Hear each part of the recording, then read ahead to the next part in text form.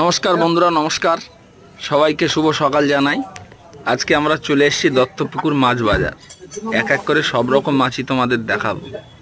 বাজারে কি রং বেরঙের মাছ এসেছে, এসেই বড় বড় পার্শে গলদা চিংড়ি। আহা, গলদা চিংড়ি তো জলেই আছে, একদম তরতাজা আর জ্যান্ত।